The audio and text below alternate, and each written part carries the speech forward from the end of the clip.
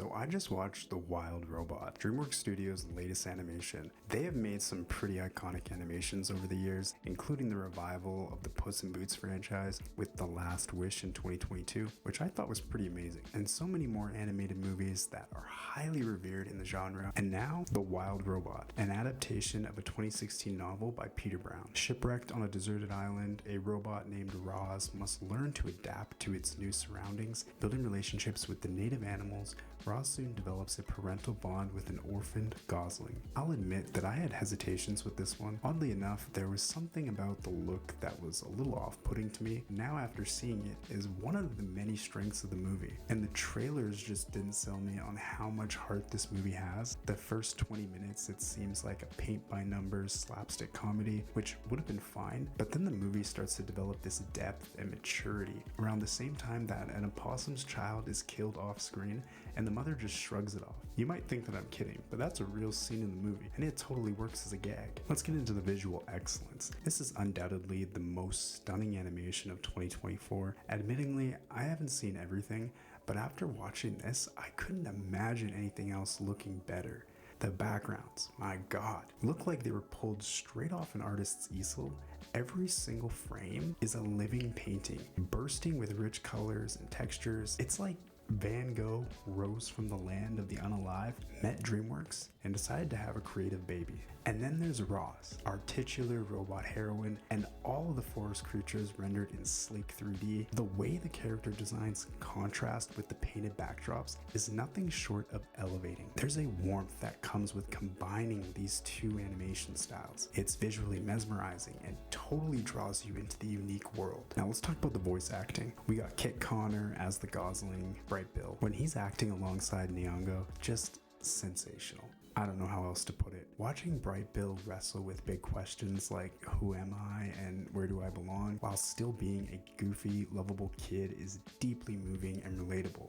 And I don't want to spoil anything, but his arc is truly another stake to the heart. I'm telling you, this movie has a lot of those. Pedro Pascal, oh my god, this guy is in everything, for real. He's also great as the sarcastic, cunning fox with a seemingly hard exterior. Also great, Bill Nye, Mark Hamill, Vin Raim, kind of an unlikely ensemble, but all do great work here. Lupita Nyong'o as Roz is kind of perfect. I mean, the way she embodies Roz's nurturing, curious, and slightly robotic tone is just wow. I really wouldn't have thought she had it in her, but after seeing the movie, I couldn't imagine hearing anyone else in the role. She gives life to this character in a way that feels so real and heartfelt, you'll almost forget she's a robot. Let's break down the plot. With no spoilers, I promise. This movie kind of has two distinct separate vibes. The parenting teacher moments, like Roz patiently having these moments with Bright Bill where they're discovering things about themselves, is the heart of the movie. These moments are so heartfelt, beautifully paced. They'll have you either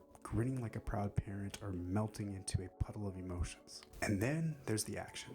Don't get me wrong, the stakes needed to be raised, and I get the importance of climatic conflict. However, the whole subplot with the antagonists comes so late in the story that it felt a little out of place. It still looked visually amazing and had a natural transition into the story, but it lacked the emotional depth and nuance that made the first half of the movie so engaging. It's not that it was bad, but compared to the quieter, more introspective parts of the story, it was a little lacking for me. This is some deep stuff for a kid's movie. It will rock your emotional core. It tackles themes of nature versus technology, identity, and self-discovery in ways that feel accessible to kids, but still hits adults like a philosophical freight train. But I'm serious, the way the movie balances these themes while still providing a story for all ages is masterful work. Watching Roz navigate the world, torn between her robotic programming and her growing connection to nature, was beautiful. It's like WALL-E meets Iron Giant with a splash of existentialism. And the emotions, get ready to feel everything. One minute, you're laughing at Roz trying to imitate forest creatures, and the next, you're choking back tears during a beautifully quiet moment between Roz and her animal friends. This movie is great for literally everyone, kids, adults, and anyone with a soul.